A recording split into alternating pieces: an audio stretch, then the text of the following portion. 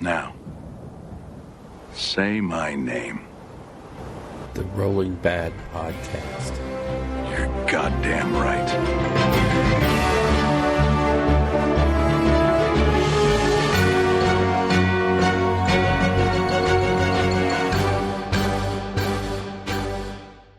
Coming to you almost live from our well-isolated and 6-foot minimum distance desert studio in Rio Rancho, New Mexico, it's the Rolling Bad Podcast, episode number 91. It's May 24th, and I'm your host, Elric Gloomy Gloomspite Edge. But with me today is... Bill, making death great again, Castello, and... Chad, I'm really here, Thompson. Well, we made it through the teleprompter. We're good. Yep, okay. All right. If you'd like to get a hold of us, you can... How true that is. Yeah. All right, boys. What are we going to talk about? You know what we're going to talk about? Mm-hmm. A lot of different stuff. Oh, well, you did show notes, so let me read through this real quick before we start actually doing a show. Oh, wow. So this is how we prepare for the show. Yeah. Intro. Why don't you... We show up. Okay, so I'll just kick it off from here. Why don't you start doing something for this show, finally? Start pulling my weight. Yeah. Oh, Lord. My beautiful face can only do so much work. Yeah, Bill, you just supplied the electronics, the place to record it, the time. Yep. You need to really start picking up the pace. I'll start maybe with 100, I'll start stepping up. There we go. All right, so what are we going to talk about today? We're going to do a little intro. We're going to talk about some new Dawn stuff because a lot happened yesterday. Yeah. Pretty much zero about AoS, though. We're going to talk about some creation. We're going to talk about, get ready for it, we played a game actually of Age of Sigmar. Actual Age of Sigmar game. and I was here to witness that game. Yes. Yep. And the devastating loss of Elric's army. Devastating to the point where I wept just a little. Wow. I kind of blacked out. I don't remember anything. And then we're going to move on to, in our lore segment today, we're going to correct some things we said about Soulbound and expand on it a little bit now that we've got some games under our belt. Yep. We're also going to talk a little about temporal distortion. We're going to go back to a couple of old white dwarfs. But most importantly, we're going to talk about the big tweet that Elric put out a few weeks ago about creating new factions for Age of Sigmar and just kind of spitballing what might be cool. Mm-hmm. There you go. Let's go. We're all over it. Okay, so to start out with, I want to correct something from a couple of shows ago when we did the Bat Rep review. The Creaky Gamers, and we said they were in Scotland. Well... yeah. The truth is, it's a Scottish person who lives in Australia. So we're getting more and more proof that Australia might actually exist. Nope. You don't think so? Huh? Nope. Okay. So they're mailing it in. You can program a computer to come up with all kinds of goofy accents. That's true. That might have been a fake email. Actually, I want to throw a shout out to the guys over there at Creaky Gamers because they did a really nice shout out to us in one of their back reps. That was really cool. Yeah, those guys are great. And emailed back and forth a couple times and cool dudes. And they're still kicking it. I just watched their last bat rep. Pretty cool. I still like their style. I really like it a lot. And in the bat rep department, take it away, Biggie. That would be you, Elric. Huh? Yeah, you're our Biggie. notorious BIG. Oh, so. okay. Yeah. So our good buddy Zach has been doing more bat reps. He's got a second one up now for the Happenstance Wargaming channel on YouTube. So give that one a watch. If you enjoyed the first one for a certain reason, possibly the community villain getting beat. You might enjoy the second one for the same reason. And this time with 100% more legal lists. Ouch. Oh, so good. It's so good once it hits the lips. That's the line, chuckle nut. Anyways.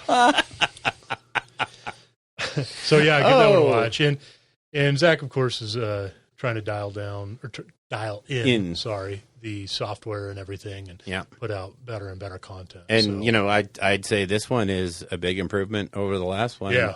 He's got even bigger plans for the third. He bought himself a gimbal.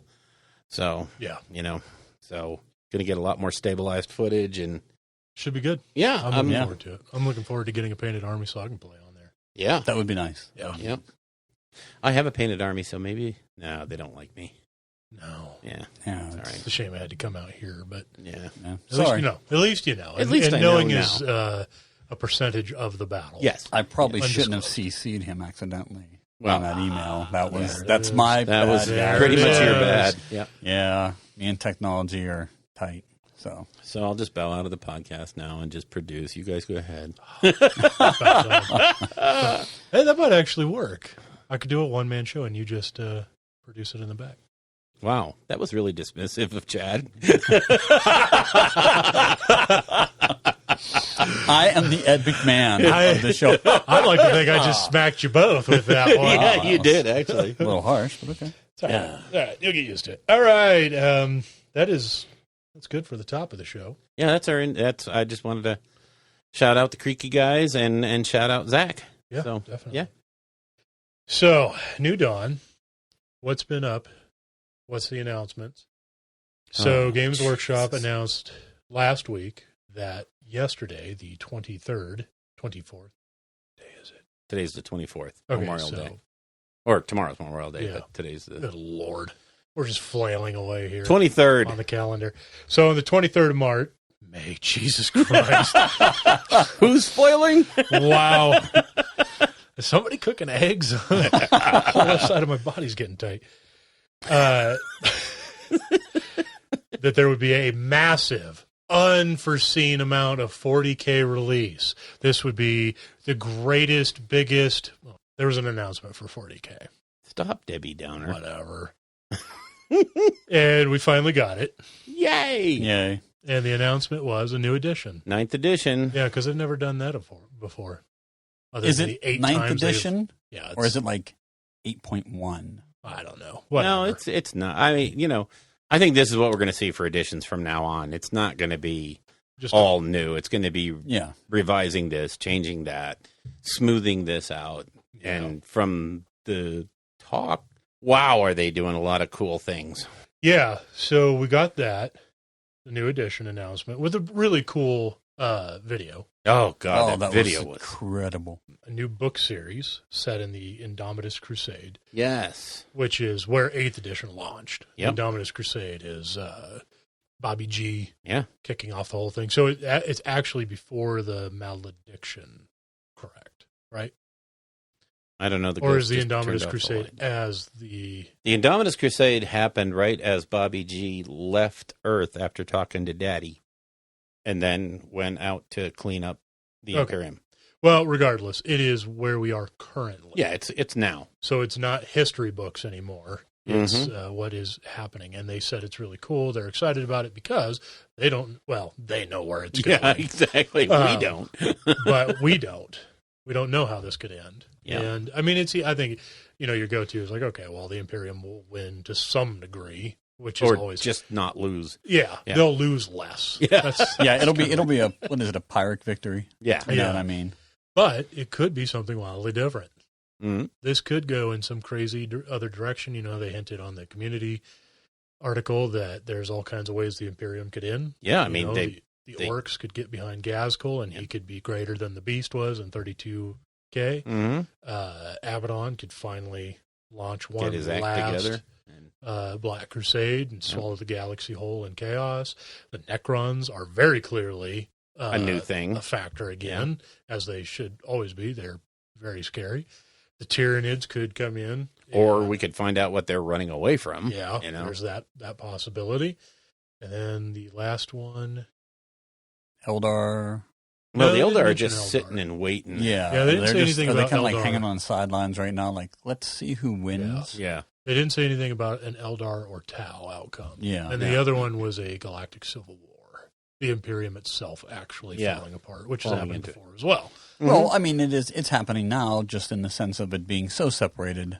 Yeah, physically separated Yeah. now. So you're just going to have so many worlds reverting back. Yeah. You've got Dante running the other side of the universe or Yep. galaxy, and Bobby G running this side. So I mean, it's rife for that kind of. yeah, and the Imperium itself is pretty unwieldy anyway. Yeah. So And they don't take too kindly to Space Marines telling them what to do. Yeah, it's a weird thing. So, But I mean, it's actually imploding. It's eating itself. The only thing keeping it going right now is the bureaucracy won't let it die. yeah. Well, the prophecies 10,000 years ago said it would be 10,000 years of basically slow decay.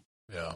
You know, whenever Horus had that chance. Like, Yeah. okay, Well, it's either kill it now or let it rot. And it's been 10,000 plus years, so... You know, it makes me wonder if that's going to be retconned a little bit because they didn't foresee back then. You know, when you're writing that at the beginning, it's easy to go, well, in 10,000 years, we'll know what to do. They retconned it a little bit with the whole launch of 8th edition in Bobby G, and they said, well, maybe our calendars aren't quite accurate. Good. So maybe it's not 3 seconds to midnight. Maybe it's a couple days. Yeah. Give us a little wiggle room to, to do play some in stuff. Yeah. and write a whole new series of books. Now, here's the crazy part. If this is the heir apparent to Horus Heresy, we have pretty much confirmation that the Horus Heresy series comes to an end with the end of the Siege of Terra. Right. Does that mean there's no more Heresy era books coming out? Or, If I remember right, I think they said they were entertaining, this was years ago though, so I don't know if it's changed, but they were entertaining the idea of doing, I can't remember what the era is right after, where they hunt down chaos. Oh, in yeah, the galaxy. What is it's called? Wasn't that the Age of Apostasy? no, the No, that Apostasy was Or way Apostasy. after. Was it? That was when, what's his name, Veldemir or whatever is, declared himself emperor. Yeah. No, it's the, what do they call it? It's the scouring, not the scouring. The Scouring of the Shire. Yeah. It's essentially that part of 40K Yeah. history. Or, well, of 40K the history. chase to the Eye of Terror. Where the Templars hunt them down and all that stuff. I cannot remember. It's like the Scourge or something like that. But I think they had hinted that maybe they would do that. Something. They were just kind of focusing on getting to the finish line of. I think you'd make more money by fleshing out the lore from today because that just gives you more room to have environments to play in and scenarios to actually throw out there and say, here, 40K guys, here's all the stuff. Well, and it doesn't stop them from also still writing stuff set in the past. Mm-hmm. And two, there's also, I forget the names of the books off the top of my head, but I saw them briefly, was they have an orc book, and I want to say either an Eldar or a Tau, and they are written specifically from those races' point of view. So that's a new direction they're apparently going to try to go in. So instead of it being like The Beast Arises, where orcs were very much a thing, and you get scenes from the orcs' view, but it's still the Imperium's perspective. Right. This is actually those other factions' perspective. Well, that, and they have to take over Armageddon because that's the orc home world. Yeah. That's why I see that. I didn't know at first. Oh, that it's and I was really excited when I read that. I was like, oh, so that explains why it's been why they keep how many wars. Why Armageddon? What's the big deal? Yep. Yes. Yep. That's so where it all began. Yeah. And I think Gazzy could do it. Yeah, he could. Yeah. See, and I made a point about this too on that article that they wrote. It's very easy because they were like, who knows what this means for the Imperium? And the thing is like all the stories are always told from the point of the Imperium, their perspective. And so it's very easy to constantly think like all these other factions like Orcs, Tyranids, Chaos, Necrons, Tau, Eldar are all against the Imperium, which they are, but they're also all very much against each other too. And hopefully we see some of that going forward. It'd be very easy for, there was that rumor that Gazkul was headed towards Armageddon to meet up with Angron. Yeah. And fight again. And the Imperium would be a footnote in that battle. And it would really be Khorne versus Orcs. Right. There's Necrons. Necrons want everybody out of the way. Yeah. And they just want to harvest humans. So Chaos is in the way. Tyranids are very much in the way of that. So there's nothing stopping them from actually trying to preserve humans for a moment. Not through any kind of altruistic means, but, it's like you're protecting a nice their crops from against the locusts. Yeah. So, it'd be cool to see a lot of that unfold as well. Well, and they announced that crusade, the crusade thing that's going to be like a worldwide campaign where pretty much they haven't absolutely confirmed it, but it pretty much sounded like this was going to be a worldwide. You can't have a galaxy-spanning worldwide thing like a crusade and just say it's Imperium versus Yeah. It's got to be. You got to have something in there for orcs to fight Necrons and Tau to fight Eldar. Yeah. You know, you got to have it to where everybody can play. So, I'm wondering. Oh, I'm sorry. I didn't mean to cut you off there, but No, I'm wondering if the end of the Imperium being near, is maybe the places that are cut off just fall to the Tau greater good, and so the Imperium just basically shrinks. Yeah. To like the Sol system, like that's the Imperium now, and the rest of the galaxy's falling to different forces. Or, you know, even if it's just this half of the galaxy stays Imperial. Yeah. Whereas the other half kind of just falls to everybody that takes chunks out of it. Yeah. You know, there's Well, possibilities. Because you've got demon worlds that are being dragged into Material space. Yeah. Yeah, Apparently, I mean, it's Abaddon fantastic. has the ability to just summon demons, and they're physical. They exist. They're not tied to the warp or whatever. Like, he's crazy powerful now. Oh, I love it. Yeah. So, like, because it used to be, if you got a blood letter and you slice the blood letter in half, he would dissipate back into the warp. Now you cut a blood letter in half that Abaddon brings, and his body is still there. Right, he dies in the material plane. Oh, Yeah. So Yep. that's I did not know that. Abaddon's getting pretty bananas. Yeah. And that, you know, has a possibility, too, of the Imperium kind of shrinking, letting these other factions become more and more powerful or prevalent or whatever. And then potentially that's how we start tying in other Primarchs and stuff coming back. Mm-hmm. And then the Imperium expands again. I mean, there's no end There's to this. so many things Yeah. they can go. I mean, it's to sit here and brainstorm anything is, I don't want to say pointless because it's a lot of fun, but yeah, God knows where they're going to go with it. Sure. Or let Terra fall, and Oh, man. let Ultramar and McCrag and all that be the new home for the Imperium. Bobby G's like, Bobby G just goes, "Okay, sorry, Dad, I can't keep doing this." I don't know how that doesn't happen if the dragon awakens Yeah. on Mars. Like, how do you defend Terra from a Necron god right next door? Yeah. Which I don't know how the old Emperor didn't see that. Anyways, the Emperor's a moron. You know, the only thing is, are they ready to have an Emperor metamorphosis storyline? You know, where something happens. The Emperor is a great thing. He's a great story plot device because you don't have to flesh him out. You don't have to talk about him. You just talk about how wonderful he is. Mm-hmm. And he can always just sit in the background and he can reach his little meaty finger in the day you need him to. Mm-hmm. Yeah. Or he can be completely absent when you don't need that sort of thing. So he's a really good plot device for the MacGuffin. writers. Yeah, and I mean, you know, you saw it in the Plague War, where the Emperor kind of manifested through that 14-year-old girl to basically smack Mortarion down when he was right about to kill Bobby G, or, you know, put some whooping on Bobby G. Yeah. And instead, you know, the girl comes along and bam, she's the embodiment of the Empire. She's Emperor. She's gold. She's this. Boom. It interrupts him long enough for Bobby G to say, "Yeah, not today, buddy." But, you know, he's too much. He's too good of a MacGuffin. And if you move that storyline, if you let Terra fall, you lose that unless you build a Star Child or you build the Emperor somewhere else. And who knows? Maybe since Ulanor was the seat of where him and Horus, you know, really kind of bonded and got good, maybe he becomes, you know, a thing on Ulanor, and now it's, "Hey, Gaz, how you doing? Remember me?" You know, I mean, we could spitball all day long. Oh, yeah. It'd be fun.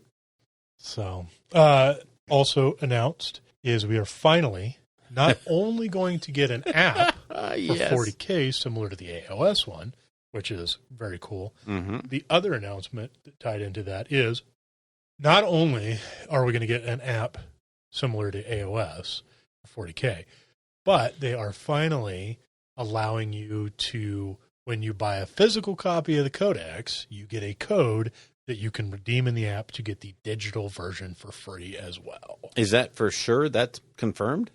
Yes. Yes. It's on the community site for the Okay. Yeah. I wasn't sure that was actually confirmed.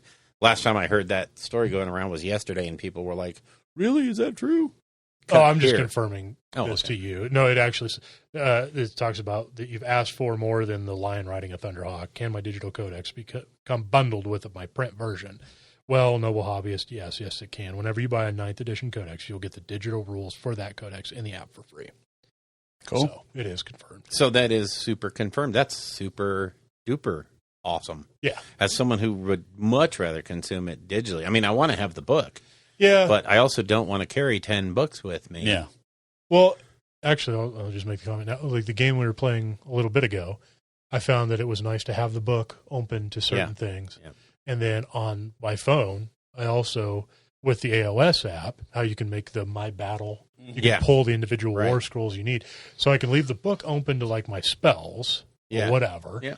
And then I can have the individual war scrolls on my phone because I didn't have the Gloomspite gets cards available. Yeah. I mean, it's more stuff available. I don't know. It's a win-win. So yeah, we'll get that app. That's a big win-win. Yeah. And then there is now a 40K website, Warhammer40,000.com. Yeah, and if you want to just go nuts searching for Easter eggs and the different pictures like all of Twitter is doing. I mean, just, what I think is great is usually you see these pictures that are circulated and it's the community, it's the Twitterverse that sits there and highlights and says, what is this? Yeah. And here on the GW website, they're like circling the models going, what the heck is that thing? Yeah. Nice. And, I'm going to use their words here. Ooh, sucks to be them. Yeah. Pointing to the 3 Space Marines in the picture. Yeah, well, what they don't say is that there's a whole other half of that picture, which is all the crazy new Space Marine stuff. And it's just so much fun to go through it and go.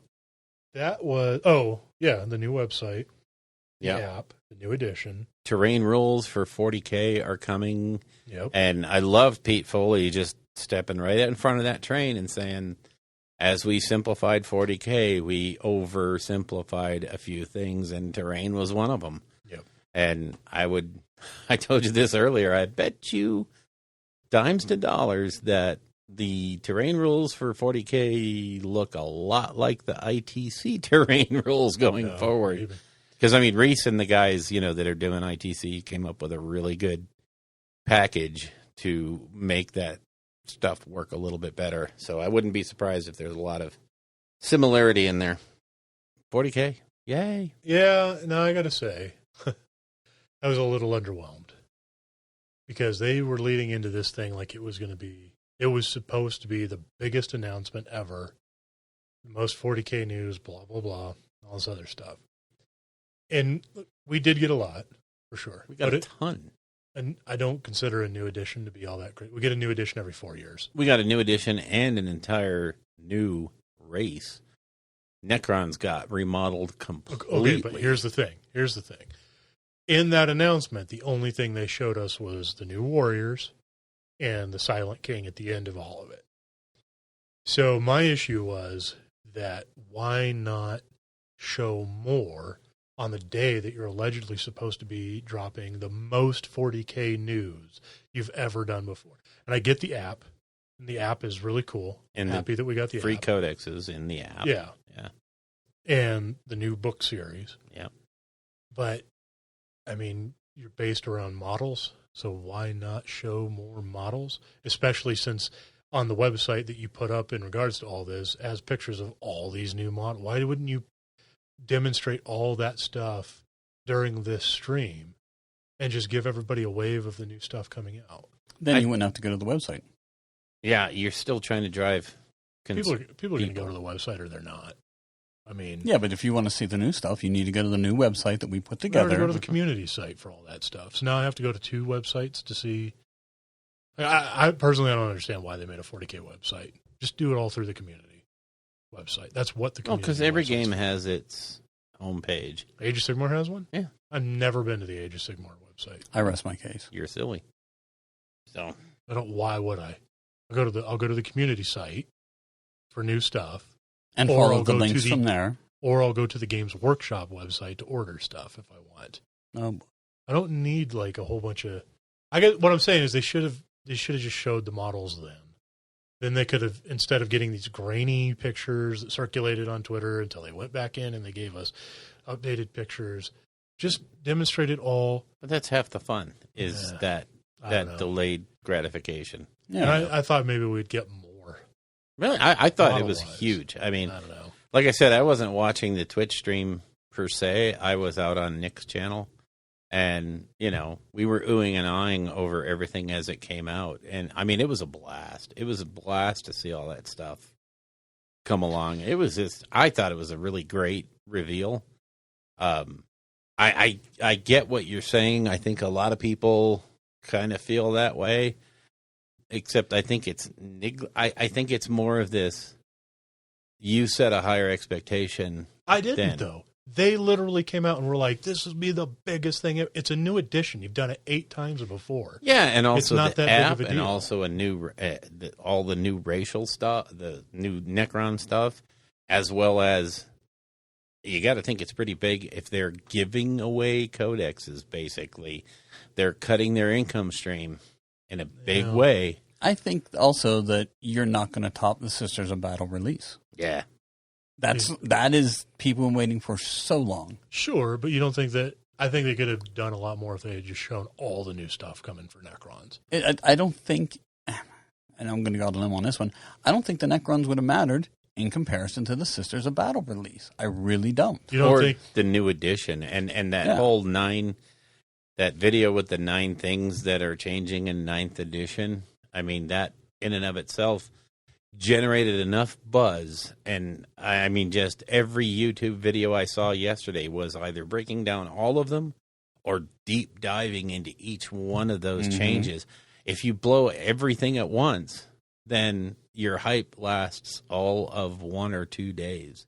Remember, this is cross country, not sprinting. Yeah, they're in it for the long haul. Yep, I think they did a good job.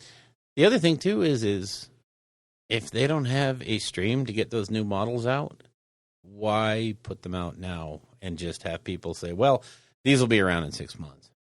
Yeah, I understand. And I think I'm coming off a lot more negatively than I intended. What a shock. Because, and then we're picking on you for it. Yeah, I know. Yeah. Because I was, I'm very happy to see a new edition. I think it works out well for us because we're getting time. back into 40K, so we can just roll right into the new edition. Yeah.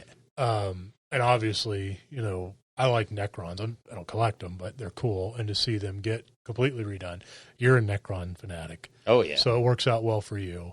The new Marines are all seemingly close combat based. Oh, man. Which makes me, as a Black Templar player, just a little very happy because I keep looking at the stuff that exists currently for Primaris. I don't want any of the old Marine nonsense. But the Primaris stuff, when you look at that, it's all very much either stealthy with all the Phobos armor, or it's like sit back and shoot. And to me, that doesn't really match up well with Templars. So it's been kind of hard to get like super excited about painting up a Primaris Black Templar army. Yeah. Now, all of this stuff, I mean, it lends itself perfectly. Those dudes with the shields look like knights. That new Judicar. Oh, the sword and board guys are so... the bikes, I think, look fantastic. Oh, man, they are cool. And then, obviously the regular assault intercessors. I have a feeling we're going to see more of those. Because if you look at the initial pictures that came out, looked like the stuff that was kind of announced and leaked to the assault intercessors, the dudes with shields, a new, what looks like a chaplain, the Judicar model.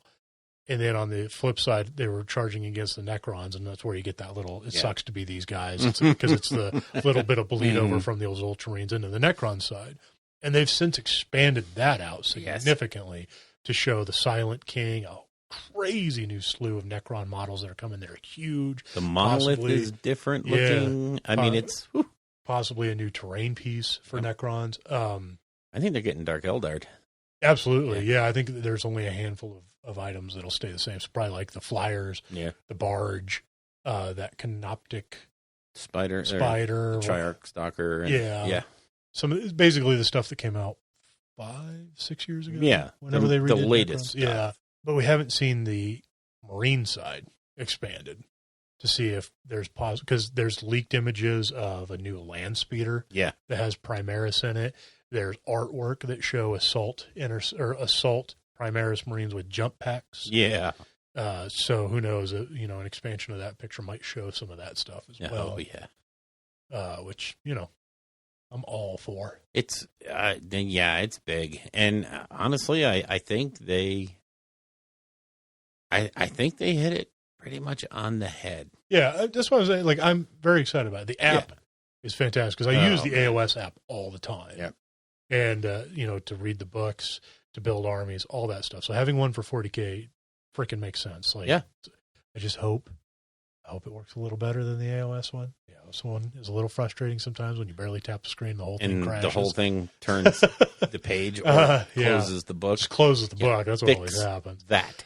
Yeah, that would be nice. Anyways, I mean, it is a free app. You Mhm. pay, $20 a book for inside. Which, and then, interestingly enough, I wonder if they're going to do the same thing on the AOS side. When you buy a battle that tome. would be nice. Boy, wouldn't it ever? That would be nice. Because I've given them several different double the monies. Yeah.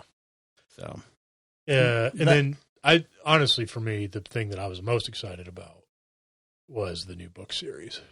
yeah, I'm looking forward to, and I just pray to God that they have the audiobooks come out at the same time as the book. I honestly think that we're going to start seeing an as above, so below mentality between the two games. Yeah.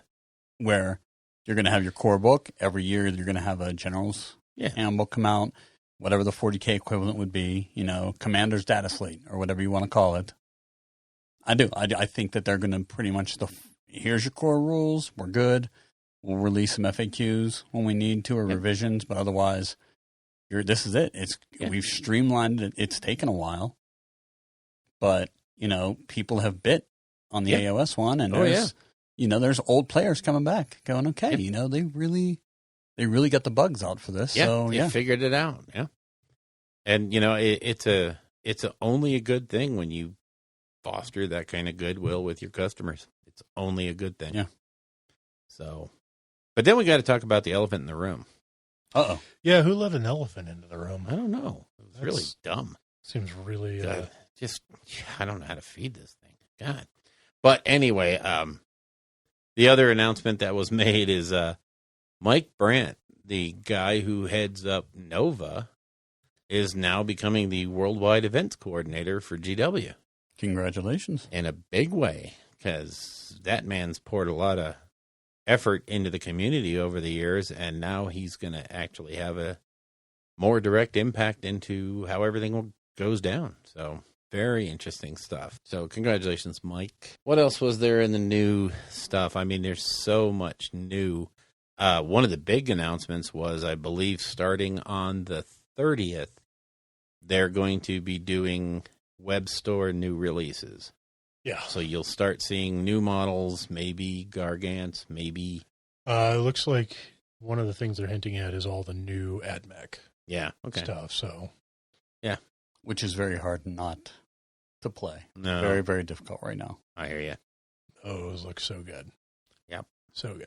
Yeah. Just like, you could go so many different directions with an army like that. Yeah. Yeah. Well, I was saying in the chat earlier, after seeing that expanded picture, all the crazy new Necron stuff, I can't wait to see a picture of all that over-the-top Necron stuff against a well-painted AdMech army, because they're both, to me, they're armies that really embody 40K, that style of grimdark technology and all that. And then there's also like the hints of Necron technology in 40 or in AdMech. In AdMech, the little subtle nods. You betcha. Yep. So I think it'd be really cool to see a picture like that, a battle report or whatever. Something. Yeah. See, with the new AdMech stuff, I was looking, at the flyers the other day, and I was just like, those would be wonderful if you painted them like grimdark horror style, like okay, they're giant bat-like creatures. Oh, instead of like brand new off the assembly line. Yeah, they're just basically like almost like Night Lords frightening. Yeah, an army painted like that would be insanely beautiful on a battlefield, I think. Yeah, and it really makes sense with AdMech, because since the Mechanicus kind of views their stuff a little differently, not so human, it's very often that they just leave the Skitarii out in these horrible conditions. Yeah. Because they're not human, yeah. Or they're pseudo-human, and they don't really think about that. So it's very easy for them to get kind of like wasted when they don't maintain. Yeah. Like, why would they maintain their cloth and things? So, yeah, a heavily weathered kind of type thing like that would definitely work with them. Oh, it'd be so much fun. See, I shouldn't have said that. Steampunk, grimdark. focus on the Chaos Marines. I'm focusing. That way you got something we can roll into 40K with. I'm focusing. Because then once you have that, once you have that army, so you can actually play the games, it'll motivate you to want to keep going. Then you realize this is me you're talking to. I know. Okay. Yeah. I'm just saying. I motivate about as quickly as evolution does. Well, so you may want to keep that in mind, buddy. I'm just saying. Just saying. But I appreciate the fact that you think positive of me in that one little aspect. Just one. Just once. Okay. It'll never happen again. Let's move on to creation. We beat up 40K. What have you guys been up to in the home? Chad, you want to go first or you want me to go first? I'll go first. Mine's pretty brief. As Elric had just mentioned, I've made the move into 40K, which was what brought me to Games Workshop back in Rogue Trader days. Mm-hmm. With such just reading how everything, the pictures of Lehman Russ was in there and how everything was just so dark and brooding. I was just dragged in, and so I was like, okay, I'll give 40K another shot. So, of course, I went with Chaos. Yeah. So I put together the rest of my Death Guard stuff, and I started on the Shadow Spear Chaos Marines. Yeah, they're so good. Yeah. They're beautiful. You can't really do much for posing. Yeah. But it's cool, And then I wrote up a dream list, which is going to hopefully be a possessed bomb. Okay. And ordered some more stuff. I ordered a Hellbrute, and I'm going to order some more dogs, and just, basically that's it. I've just been building, and nowhere near as much as I should have. Yeah, it's all right with this COVID time, but I'm getting there. I'm getting there, slowly but surely. Nice. Yeah, Bill, that works. Okay, so for me, let me see. I finally finished magnetizing and doing everything for the Riptide. So Riptide number 1 is done, fully magnetized. I just on a lark decided to do a squad of 10 breachers. Okay. So those are done and primed. And just started on a Hammerhead, which is also a Skyray. So nice. Every time I hear Riptide, I want to see them painted in like 1980s Miami Vice neon colors. Oh, God. Here's my Riptide. Dun-dun-dun. I don't know why, but it's just what pops in my head. Oh, boy. Yeah. And then I 3D printed some stuff for which my looks terrain. Awesome, by the way. Thank you. So, good times. Yeah, it's going to embellish the terrain a little bit here and there. So, but that's all I got done. I haven't put a paintbrush to a model. I was actually going to for our game today. I was going to get the ogres finished so that I could run Beast Claw, but then I said, nah, I don't have the time. Well, that and Elric's love of ogres is probably not something you want to... It was, the other thing, too, because we're playing a meeting engagement, and I didn't want to hear that constant, oh, so you brought a terrain piece to a meeting engagement. Exactly. Yeah, I didn't bring my terrain piece, did I? Here we go. Did I? All right. Yeah. Anyways. We'll talk about that later. Anyway, what do you got? I have been assembling Quadrant Overlords. So I've made a deal with a couple of buddies that I will give them an army because I have many of them, too many of them. So I will give them an army in order for them to paint another one of my armies. And one of the armies to be painted is my Quadrant Overlords. And I just have some stuff that needs to be built, last little bits before I send it off. And then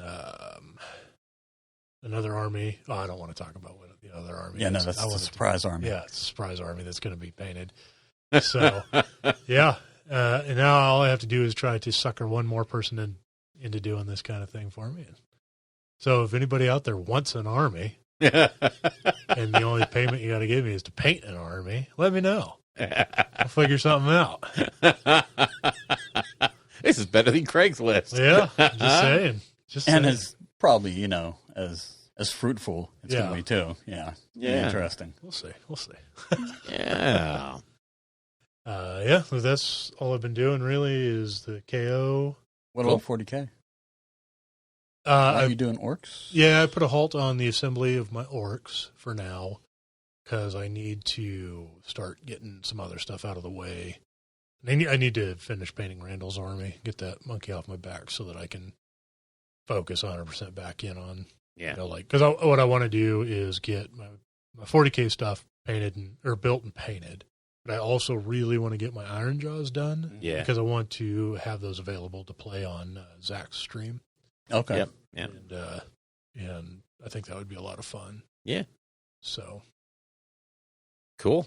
But I kind of feel guilty doing any hobby for that stuff when I have an army that I have to get painted for someone else. From like 2005. Yeah. It's been a while. So, yeah. Well, it's all right. Yeah. You Yeah. know, Yeah. Just got to figure out a way to put Croak in with it. Oh, wow. Ouch. Ouch. Ouch. Maybe that's what I'll paint on the banners. I'll freehand a big toad on a chair. There you go. Nice. Yeah. Dead or alive toad? He's somewhere in the middle. Somewhere in the middle? He's Okay. lukewarm. Lukewarm toad? Yeah. Lukewarm toad? Okay. Almost alive. Maybe some people should look into the rules of open play. It might suit their There's list building better. Oh, God.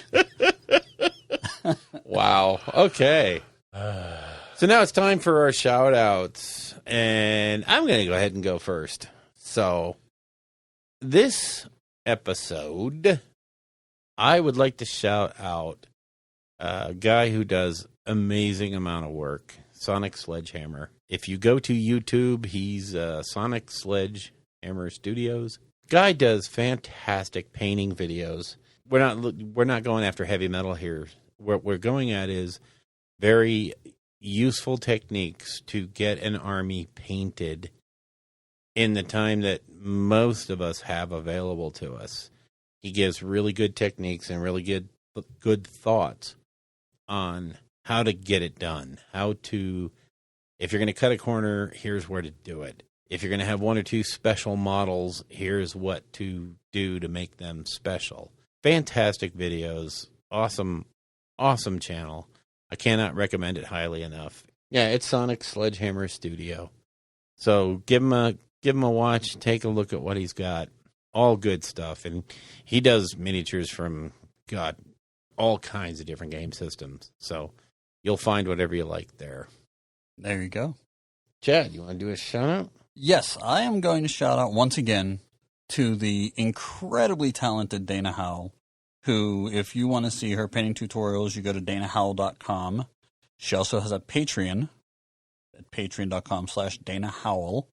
She's just so good at the airbrushing that she does, and the colors that she uses are so very bright and vibrant. yeah.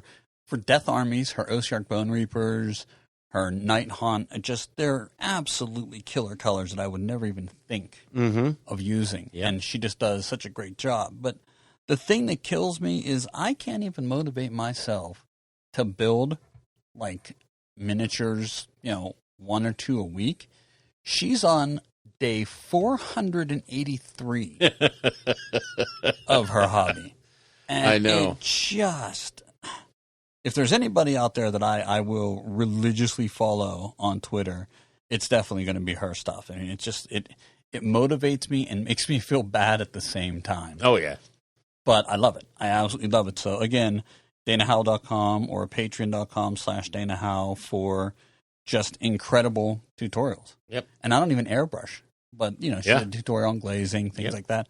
Fantastic stuff. Yep. And there is a second shout out I want to do. Oh, jeez. Yeah, it's good. It's good. It's good. No, it's fine because I don't have any. So I'll let him take. This is my shout out vicariously through Chad. Go for it, buddy. Lay it on us. And so my second shout out is it's kind of hopping on a bandwagon, and I apologize to those who get sick of it, but it's Memorial Day weekend. So a shout out to our frontline people. I have several friends back home who are working in the medical field, and they're working their fingers to the bone. And we appreciate it. We really do. And I know you don't hear it enough. You don't have parades or, any ticker tape stuff, but thank you very much for, letting all of us work and stay alive. Yeah, that kind of thing. Basically, yeah. Staying alive. Big positive. Elric, what do you have for shout outs, buddy? That one. That one? That was Elric's going to jump on that one. I thought you were going to go for world peace. Oh, man. No, nobody needs that nonsense. Okay. Just a real quick aside. We mentioned that the cinematic trailer that they did for the new edition. Oh, God. Yeah. It's trending at number 6 on YouTube. Wow. That's How cool is that? pretty damn good. Wow. Wow. Between that and the Astartes shorts, That puts them up in the realm of PewDiePie. And wow. yeah, that's pretty awesome. Now, if I could see a whole film dedicated to that. You know, it's interesting how they felt like they had to address that during the reveal. Oh, really? I didn't see the reveal, so. Okay, you know, they felt like they had to address the fact that that was a one-off video. That was not part of any of the upcoming series or anything like that. That was just something they put together to roll out 9th edition. And I thought it was really interesting that they felt like they had to say that so that people didn't think that was part of one of the new upcoming, animated, because it was so evocative. I mean, that if you haven't seen that video, and I don't even care if you don't even care about 40K, just go watch it for the production quality, because it's over the top. It's what, like 3.5 minutes?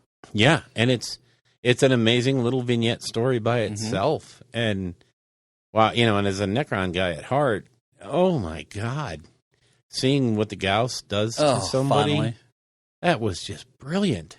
And you know what? That's something that I will give big praise to Games Workshop. Whether it was, Total War, whether it has been Age of Reckoning, or even Dawn of War, those little cutscenes have always just been mind blowing for me. I absolutely love them. Like in what was it, Age of Reckoning, where the catapult the orc, catapult the orc, and then the goblin inside the squig's mouth. Oh yeah. I mean, just their cutscene stuff is just so beautiful. I think one of my favorites was for the original Dawn of War. Yeah, when they show the dreadnought firing the assault cannon at all those orcs. Man, it's so cool. That's such a great little. Or whenever he has, was it Dawn of War 2, where he grabs the I think it was a warp spider, and just puts the flamer right to his face. Right up to it, yeah. I was like, he said something like, I live to fight again, or something like that. And I was just, oh, God, I love this. Yeah, it's good, man. And then all that stuff for Dawn of War 3, wasn't that great? Oh, no. Wow. Wow. Just, the temperature just dropped in here like 30 degrees. Like it's a haunting of some sort. I don't know, literally the entire Space Marine game. Yeah. I mean, that's so. Did you ever play that one, Chad? Oh, I loved it. Oh, God. I wish we could get more of that. Yeah, why not? I mean, Inquisitor, I still say that is a phenomenal game. Yeah. But in its limited scope, it exists. Why not something with a free world? Sort of like that. I mean. Okay. So this is completely aside, but you started talking about video games. Uh-oh. Did you guys see Triggered the new Unreal Engine on the PS5? Oh, my God. Yeah. Now, imagine that, but something 40K related. Or Age of Sigmar related. There was a part of the press release for the Unreal Engine is they were like, oh, yeah, we're not even using it at its max capacity yet, or its peak performance. Right. They haven't. I'm like, wait, what? Because I thought it was a photo at first. I was like, that's a cool background. You know what I mean? Like, and no, that's not real. Yeah. When they were like, there are literally trillions of triangles on the screen right now. I was like, oh my God. Yeah, and that statement about how the engine wasn't even made for the video cards that have been announced. It's made for the next generation. And you're like, okay, this one's going to be around a while, just like the Unreal Engine. Yeah. So, I mean, hell. I can't wait. I mean, how many games are based on Unreal now? Yeah. It's a ridiculous number. Well, I mean, just even playing like Diablo 3, the cutscenes on that were better than the game. Oh, God. Yeah. Yeah, and I think that's why we're also seeing intentional delays in games like Cyberpunk 2077, Elder Scrolls 6, and stuff, because they knew that this was what they're going to get to work with. Sure. And it's going to be, I mean, can you imagine what the next, I know this is not a video game podcast, but can you imagine what the next Elder Scrolls game is going to look like with graphics like that? I mean, it's going to be ridiculous. But imagine that in the Mortal Realms. With nude mods. That level of detail. Huh? With nude mods. Yeah. Oh, Morrowind. But I mean, that level of detail and rendering and being able to go between like the realm of fire, Oh, yeah. the realm of shadow, Yeah. the realm of life where it's been infected by Nurgle. Mm-hmm. It'd be unreal. Well, And I won't play anything but Realm of Life. If it's Nurgle related, I'll just sit there and go, I'm not going any other realms. I Not don't progressing need to. this storyline at all. Nope. But just think hanging out. about I'm what the just walking spell around. effects are going to look like. Oh, God, You know, man. I mean, it's going to be. I know, nothing's been announced yet, but we're going to see it because that's yeah, a we just keep getting huge market. more mobile announcements. Yeah, I hate which that. I'm okay with in that. That's kind of where I get most of my gaming from anymore anyways, is on my phone. But it's also frustrating because they're always free, but really Yeah. the only way you can play is with microtransactions. Yeah. And that infuriates me to no end. Yeah. But All right, let's take a quick break, and then we'll jump into the battle segment where we actually have a game to talk about. OMG. Yeah, I know. Weird.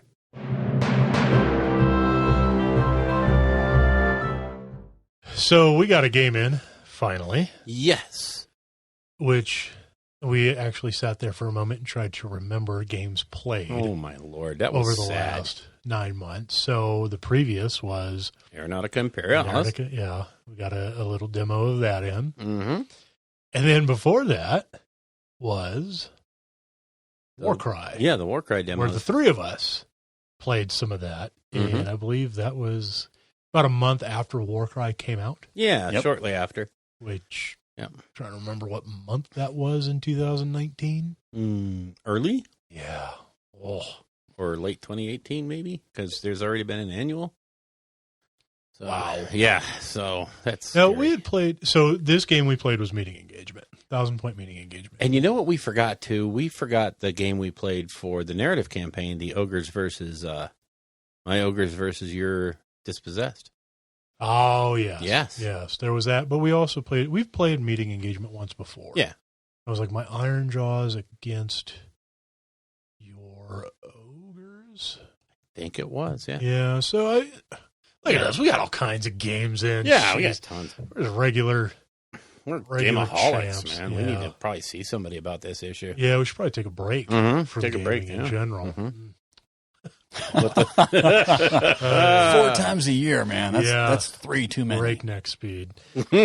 Anyways, so we finally knuckled under and got a game in. Yes. Played 1,000-point Meeting Engagement. The mission was Death Pass. Death Pass. That's Yeah. the one. So one of your each person has an objective in their Yep. deployment zone, which tends to be kind of a divisive Yeah. type of scenario. But Usually leads to draws. So. yeah, very much not in this case. No. So you stomped me. Stomped me hard. little. I rolled pretty hot. Yeah. Well, okay, yeah. So there was the dice rolls, but I think the mission itself was a little wonky. Plus, we played on a full 4x4. Yeah, and we should have cut 8 inches off of the one side. That would have Yeah. saved us a movement turn. Because ultimately, most of our army didn't do anything. Yeah. We had a Mine- couple of units that finally met up in the middle for a quick scrum, and that was the game. Yeah. Yeah. I played Squigs, Yes. a full-on Squig list with a shaman. You played Night Haunt. Yes, I did. Managed to squeeze both Lady Olinder and a Black Coach into 1,000 points. Yes, I did. You know, not quite as bad as taking Croak in a cities list. But, and I took a bucket of Boingrot Bounders, Boing, boing, boing. some regular Squigs, and a shaman, and a loon boss on a Mangler. Yeah. So actually, for only being 1,000-point games, There's a lot of. yeah, we had a decent amount. Yep. But like we said, you know, doing on the full 4x4, which doesn't sound like a lot of a difference, but that 8 inches really kind of negated. Yeah. One turn of movement. And in a Yeah. 4-turn game, Yeah. I lost one turn to just moving people into where they could maybe take part. Exactly. So, yeah, I think we should have cut that 8 inches off. We should have thought that through a little. Yeah. So, yeah. But, I mean, it was fun. Yeah. It was Good cool. to roll dice again. And, Yeah. It was fun to put Squigs on the table. No, I know. Squigs are just good times no matter what. Yeah, but it seemed like your movement for 2 really fast armies, was there any sort of restrictions on movement? Because you guys didn't really move that fast, that far. Yeah, It just Nighthunt's seemed not like a fast weird moving. Well- we have a lot of things to zip around. We have some movement shenanigans. Yeah, okay. But Yeah, and I took Itchy Nuisance on my shaman. I could have taken a Hand of Gork and possibly dropped something. But the thing is in a standard game, even despite having bigger armies, most of the time you're going to set up 24 inches apart, Yeah. if not closer. Whereas because of the corner deployment in this, and also the fact that you can only come in 3 inches, that means we're 42 inches Okay, away. yeah. And that's a lot of ground to cover when you're not, all cavalry. My stuff's technically all cavalry, but it's also random movement. random move. Yeah. I don't Yeah. know. We're going to have to, I think we'll try meeting engagement again, but I'd like to move on to just a regular big old Yeah, real big game. 2,000 point scrum. Or, even 1,500, Yeah, whatever. whatever I mean, we end up with. as long as we get more games in, that's the most important. That's Yeah. the biggie. Yeah. So, Yeah, it was kind of, boy, it was weird to actually be looking at those cards and trying to remember, oh, do they do that? Yeah, that's right, they do that. Oh, okay. I mean, thank God for AoS reminders. Otherwise, I'd have been out there, yeah, that's why I liked mine. Army, it was only 4 War Scroll cards. Nice. Pretty straightforward. 4 War Scroll cards, and half of them didn't interact with the game. So, there we go. not a lot. Yeah. I don't know. Yeah, these things will That's the happen. way to do it with Nurgle, buddy. Yeah. Have a handful of cards, done. There's a great unclean one and maybe another character. Boom. Yeah. Do that, and then, Sort of. throw some Blight Kings into it. There you go. Yeah. Good. Yeah, that's it. Have you thought about looking at the Wrath of the Everchosen stuff? I have, right now I'm going to focus on 40K. I don't want to say I've lost my love for AoS because it's not the truth, but I've lost my initiative for it. I keep flip-flopping on armies. Yeah. That looks cool. This looks cool. That looks fun. And it's like I get this quick high. Yeah. I feel And that. then I'm like, but no, really, I don't want to do that. I don't want to do this. So I've gotten to the point where I'm just like, I need to step away from AoS for a while. 40K, that's easy for me. Like, all I like is Chaos in 40K. Yeah. Like, that's the only army I want to play. See, I'm like that. Flipped. Like AOS, I'm like, okay, yeah, if I could just get my destruction stuff, pretty much I'm good. Whatever. Yeah. Whereas I look at 40K armies and I'm like, ooh, I'd like to have an Eldar. shiny. I'd like to have Shiny. Tyranids. I'd like to have. Yeah, I look at those Sisters of Battle look great. Those Tau look great. I don't want to play them, though. They're not what I like. They don't. Fair enough. I can look at it aesthetically and go, this is really nice. That's cool. Those Primaris Marines look fantastic. Yeah. But there's not one thing that draws me to go, I'll paint this chapter. Whereas Chaos, I Mm-hmm. like, that was my Not first even, army. not even Imperial Fists. Sons of Dorn. Love the fists. Yeah. Wouldn't paint them. Wouldn't play them. Wow. Okay. All right. Fair enough. Yeah. Chaos all the way. Sorry. Okay. Dark Angels it is. Bazinga. So yeah, that's. Oh, we technically played another game, but that's going to be covered in the lore section Yes, because it's not AOS. Well, it is AOS. it is AoS. AOS-ish. Ish. Yeah, very ish. So, Which I guess we'll just roll on into. yeah, we might as well Yeah. roll into it. But I'm going to go ahead and pause. I should have told you, Bill. Spaghetti sauce makes me. Oh, God. Yeah, Every, No, that's staying in. every right? solid, that's fine. every solid food makes you, That is true. yeah. Yeah. All right, There. so Stormcaster, cool. we're taking a break. Bless.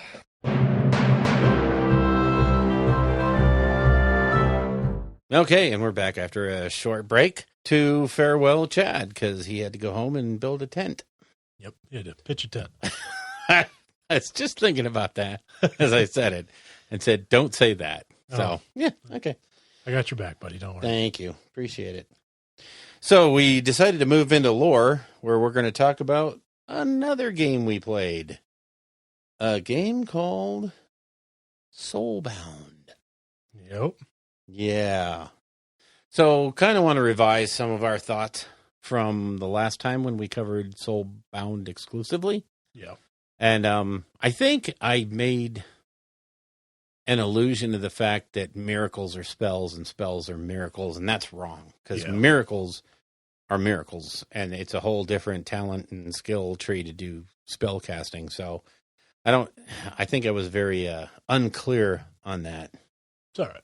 I meant to say miracles are just like spells, only different.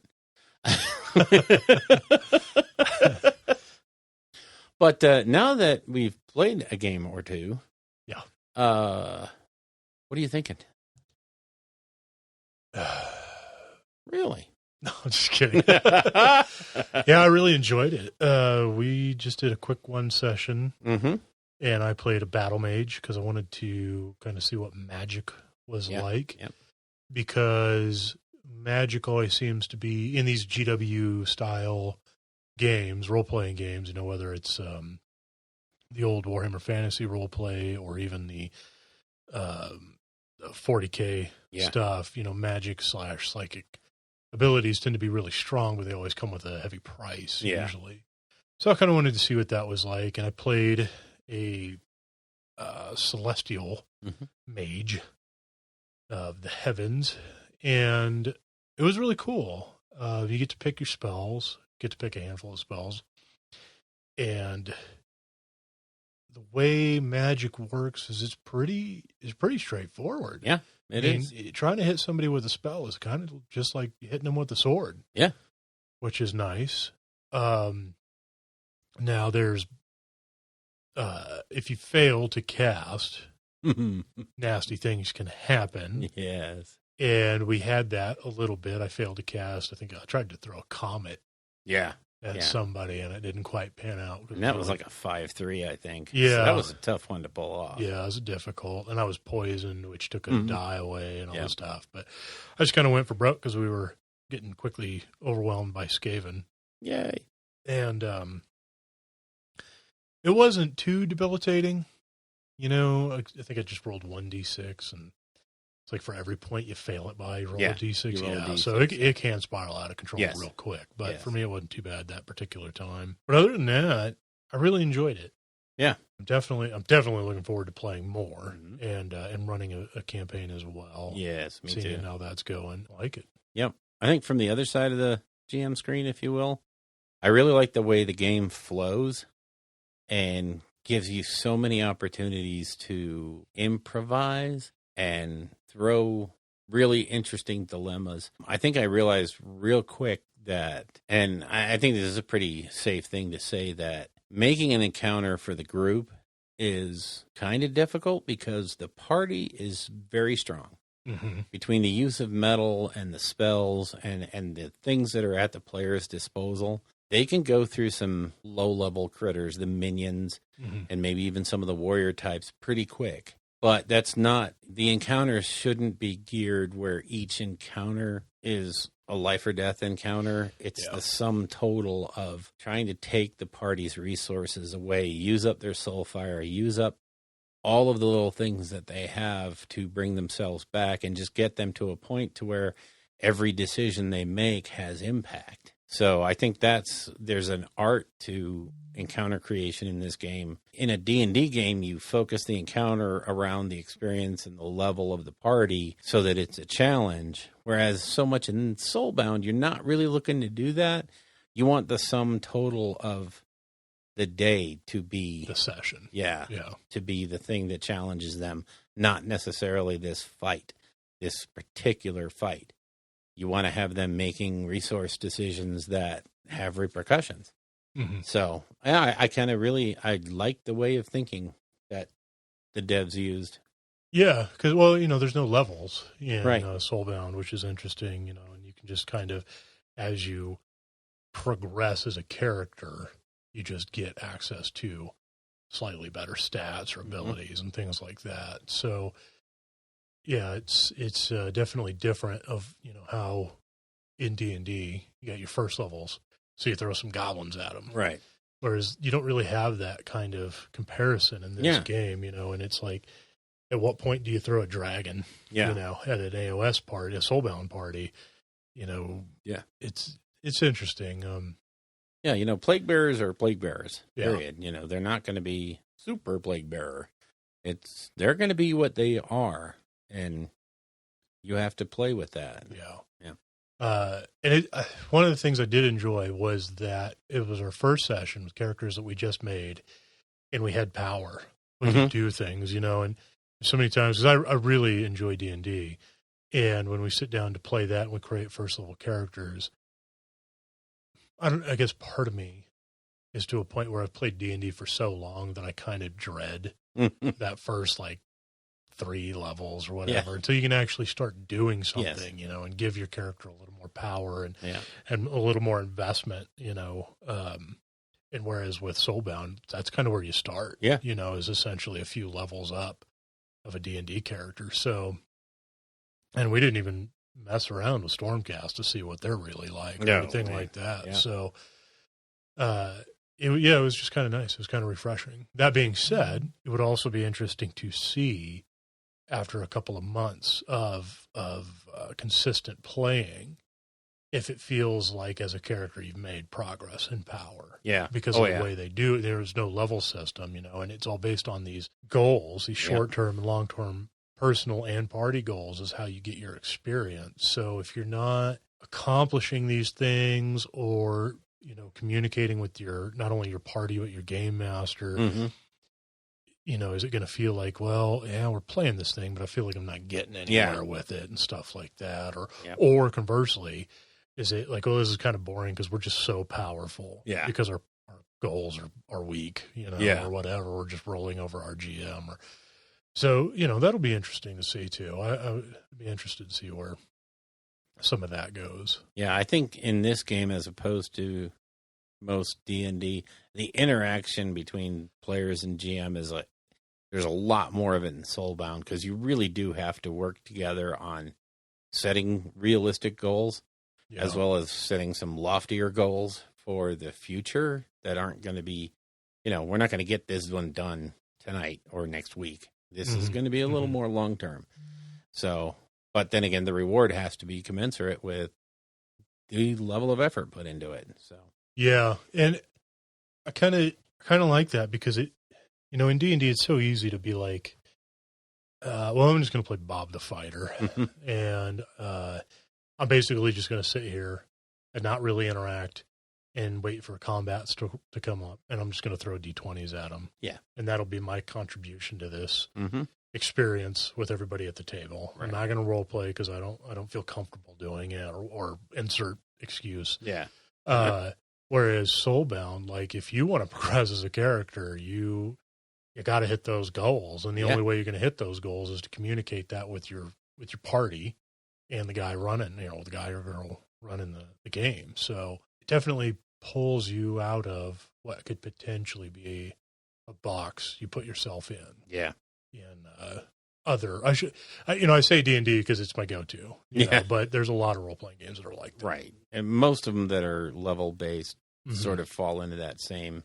Where you get experience just for killing, racking up a body count, murder hobo style games. There's lots of them like that. It's just D&D is the big one, Yeah, and it's that's one of the very refreshing things about this game is there's no experience for killing monsters. Nope. If it's part of achieving the goal, then experience will tumble down after that. But more often than not, monsters are just basically something in between you and your goal. Yeah. So one of your goals could, in D&D, it'd be very easy to be like, well, there's a cult and we got to kill the whole cult. Yeah. So I'll rack up experience for chewing my way through all these guys. Whereas a short-term goal or even a long-term goal, depending on the size of the cult or whatever, could be to capture the cult leader and turn him over to some Stormcast. Some Stormcast or some witch hunters or something like that. And if you kill him, you fail your goal. Exactly. And that could have been a long-term investment that didn't pan out. And, so it's interesting. I like that. It makes for a very fluid environment, and I think I find it very refreshing. Very. Yeah. I want to do some more combats because that was the one thing. The zone combat is very interesting, different. So I kind of want to get a couple more because we only did one real combat. Yeah. So. And it's interesting. One of the things that's funny, Aaron Bastian, we were talking this morning, and one of the comments he made that was interesting to me that flipped my brain pal on was the zone combat system makes online play really easy. It makes it to where it's, I would say the same thing for any theater of the mind kind of role playing. It's far easier to do that online than it is to actually do square and miniature movement type games, just because the zone thing lends itself to that more descriptive environment, and you can just throw up a map that's divided into zones and everybody can kind of see where things are. So I thought that was a very interesting observation, and I found that to be probably pretty accurate. Yeah, I guess I'd have to go through the experience of it, but on the surface, I think I'd agree. Especially if you could find a good software system that would allow you to throw up a map while you're chatting, and then Roll20. I mean, just something like Roll20 would be, hopefully they'll be rolling out the Soulbound sheets and all the accoutrement for it here pretty quick, because that could be a huge boon. Yeah, definitely during this time. Yeah. So, yeah, after we've had some experience with Soulbound, not just a good gander at the book, how are we feeling about it now? I'm right where I was before. I love it. I love it. I'm still giving it a solid 9. Good. And I think, what did I say, like a 7? I think so. I think it was a little harder on it. Yeah, I'm definitely getting more into it. Yeah. Not that I wasn't to begin with. There was a couple mechanics that I was a little wary about. The goal system, the abstract combat system, stuff like that. And I knew that it was going to take playing and seeing how it worked to either fully disagree or fully appreciate what those systems do. So, yeah, I can definitely see myself getting more and more on board with it. Yep. So. Very nice. Yep, more to come on that, because we'll be playing again Tuesday, I hope. Yeah. So you want to move on to the next topic, which is... Yeah, a couple weeks ago, I was driving and letting the old brain wander, as you do. And when you're driving commercially. Yeah. Not paying attention to where I'm going, because that's boring. And I was like, what if I could think of a new army for a new faction for each of the 4 Grand Alliances? What would it be? And not an update to an existing book, not like a redo of an existing line. I'm talking something completely new, a la Quadrant Overlords or Ideneth Deepkin, something totally new. Yeah. And I got to thinking about it, and I thought it was really difficult to sit there and be like, okay, what would I add to Chaos? Crickets. Exactly. Like, wait a second, man, this is not as easy as you think it is. Or the crazy one that I had the hardest time with was, what do you add to Destruction? Yeah. Chaos and Destruction, I thought, were the 2 most difficult. Yeah. So I put this out on Twitter under the Rolling Bad handle, and it picked up a lot of traction. And I tell you right now, there are a lot of very creative people. Oh yeah, out in our community, and we kind of wanted to talk about this. What we felt like we would want to see, as well as some of the stuff that stood out to us, and not only stuff that stood out, but there were some that kind of kept reoccurring. Yep. I tell you, one of the big ones is like a Cult of Nagash. Oh boy, Almost I'm telling you, a lot of people that when they got to death, they said a living faction that worships Nagash the way Cities worships Sigmar. Yeah. And I was like, you know what? That could be really interesting, and it totally makes sense. I mean, they hint at it like crazy in the existing narrative, and how there's all these people that live in Shaiish that worship Nagash. Whether they want to or not, that's details. Well, I mean, even in the books, though, a lot of them really do. It's a heartfelt worship, because they know that's where their souls are going when it's all over. Yeah. And, is it fear of the afterlife, or, but they have a real fervent belief in Nagash. Well, and it'd be hard not to when Nagash makes his presence very much known. Oh, yeah. And Sigmar bailed. Yeah. And really, would you ever see any of the other gods Not of the in Order Shaiish. Pantheon? Yeah. The only other things that might encroach on you'd be the Chaos gods, so yeah, that was a big one. Yeah, that was a kept recurring. coming up. So you want to start off with us talking about what we would add, or do you want to go through what Twitter, a lot of our tweeters said? Well, I think my thing, like for destruction, my thought was to do something that wasn't mindless destruction. Yeah. I don't know what form it would take, but something that wasn't, I just kill because killing's fun. I instead kill and destroy because I feel like that's going to further things, Mm-hmm. And I don't know what form that could take, but I'm almost kind of, I'm tired of this destruction motif of we kill because killing's Mindless fun. big beasts. Yeah, because honestly, you see that in a lot of chaos too. Almost all of Khorne is designed around that. Yeah. So why aren't these kill for killing's sake turning to Khorne where there's tangible benefits? Yeah. Yeah, I get that. The thing that kind of isn't, it's not terribly original, but I was like, why not just flesh out Skygrots? Yeah. Make that an army. I think it would totally make sense. And the setting, they've already been talked about, not just Skygrots, but there's Iron Jaws up there. Yeah. And all that stuff. You could definitely do something along that line. There were some people that kind of mentioned how cool it would be to see something. It almost hinted of Sylvaneth-esque, where you have these nomads who don't believe in setting up permanent structures, Right. who are offended by the establishment of these cities, and they see them as like obscene, and so they're hell-bent on bringing destruction to that form of order, I guess. Yeah. And that would be interesting to see as well. Yeah, I think I'm right there with you. I would like to see a more, and not even just like that low cunning type of thing. I mean, I feel like that's a bit of a cop out. I think it'd be very cool to see an intellectually driven destruction faction. And I don't see why you couldn't do it, because when you look at the Order Pantheon, there's so many factions in there that like Daughters of Cain, really. Yeah. They sacrifice people to their god. Yeah. They're horrible murderers that bathe in the blood of their enemies.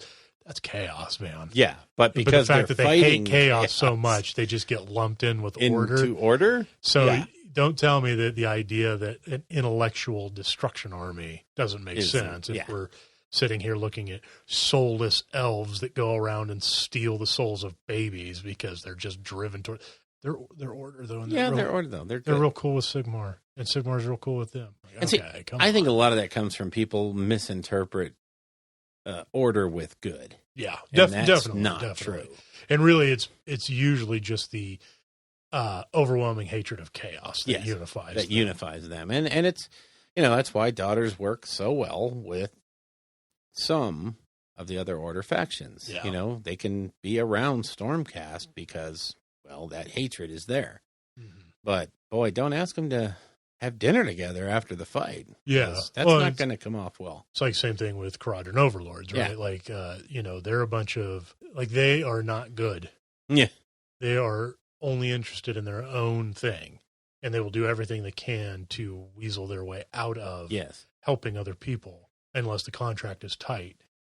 But they know that chaos is bad for business. That's right. And that, it's from a purely business point of view. Yeah. Chaos is bad. Order is good. Mm-hmm. At least under Sigmar, the trains run on time. Yep. So, yeah, that's true. So, yeah, I mean, that's my argument for something wildly different in destruction. And what's funny is looking through the Twitter responses, there is a ton that come out with like Sky Pirate Grots, Sky Pirates. There's a huge, huge number. But then there's also a lot of people that think something more monster based either be it god beasts or like there's some calls for wyverns, wyverns and other flying beasts with howdahs and other platforms on their backs for troops. I thought that was a really, that could be a really evocative visually, definitely that's line of models. Impressive. Yeah. Yeah. And, if you're going to lean into destruction as it is, it's definitely the alliance that you would see great, big, nasty monsters. Mm-hmm. That and chaos. But, chaos tends to go for more like crazy mutation, nightmarish things. Whereas, whether you want to go more classical with like wyverns and chimeras and stuff like that, that's definitely in the realm of destruction. But if you want to go even further with them, use the term like AoSify, big monsters, destruction is definitely the realm for them. So I think the thing with destruction and even death, and we talked about this earlier before the show, was talking about when AoS dropped and we got our initial run of books and stuff. It felt like it was very much it very much was chaos, order, chaos, order, chaos, order. The books. Yeah. And there's a death book. Back to order, chaos, order, or destruction, order, chaos. And I thought, well, last year they made a big focus on Age of Sigmar. They really pumped out some books, and they said they're going to be a little more equitable and blah, blah, blah. And I went back and looked, and there are more order books than there are death and destruction combined. Yeah. And there's as many chaos books as there are death and destruction. There's 3 destruction armies and 4 death. And it's just like 2 of those death books are old. Yeah. So, which is weird. Old. They're like 2.5 years old. But wow. They're ancient. I feel like there's just so much they can explore. Yeah. And hopefully hopefully that's what's coming. Sons of Behemoth coming out is cool. That's a huge, but I can't wait for, it sounds great. I want more, and I want to see them really explore the directions they can go with destruction and death. And, we'll just talk about death. Yeah, we can jump right into death. I know what I want to see for death is vampires. Yes, that comes up a lot. Yeah. And, and I know I said something new, not a rehash or whatever. But I feel like Soulblight has been such a footnote for so long that there's no reason why Soulblight couldn't be its own thing. Or, and there's a lot of rumor mill going on about this, Vampire Pirates. Yes. Which would be flippin' amazing. I think that could be really cool visually. It would definitely fit with Idoneth Deepkin. Yeah. They definitely made... the city's faction. What are they called? They have the Dark Elf guys that broke off into their own little sub-faction with the Charybdis and the... Not Darkling. No, Darkling Covens is like the traditional Dark Elves. These guys are Scourge Privateers. Ah, there you go. Okay. Lord. So, they would match up well with Idoneth Deepkin, Scourge Privateers, get a naval-themed destruction army. That flies right against Privateer Press's Cricks. Oh, that would be death. Yeah. Yeah. But, I'd still love to see it. Oh, definitely. And what about, and this, I don't know, I saw it in one of the Twitter posts, but a mashup, almost like Underworld vampire werewolf mashup with your privateer theme, to where vampires running the show, werewolves being the troops. Yeah. It could be interesting. In a kind of I don't want to say a slave relationship, but basically the werewolves aren't free. They're bound. That could be something fun and weird, but yeah, I'd like to see a real almost pure vampire type strain. Yeah. Where you have like actual vampires as the troops, even if they're a small elite army. And I know that might step on the toes of Bone Reapers because they're supposed to be the elite but death army or whatever. But it doesn't mean you couldn't do. And also, they hinted at this a while back that they said they were going to do death armies that are not necessarily evil or follow Nagash. So, and somebody in here talks about human deserters from Sigmar. People that are just in the Death faction or in the Death Alliance, but basically they're like, yeah, Sigmar's abandoned us once before. We don't want any part of this. Yeah. And that kind of falls back into that worship Nagash whole thing, but it gives you a whole new idea for Death, or at least troops for maybe the vampires to rule. Yeah. These tribes of humans that have thrown in with a vampire leader just because he offers a way more tangible benefit than Sigmar ever did. Mm-hmm.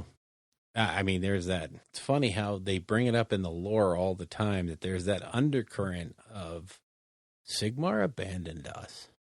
And this is, Warcry is almost based on that sort of sentence. Sigmar abandoned us, and look what we had to become. Yeah. So, there's a theme there, and you could turn that into a really neat Death faction. Or destruction, too. Yeah, true. That would really slot in. I think Chaos would be... I can understand the Warcry spin, for sure. Mm-hmm.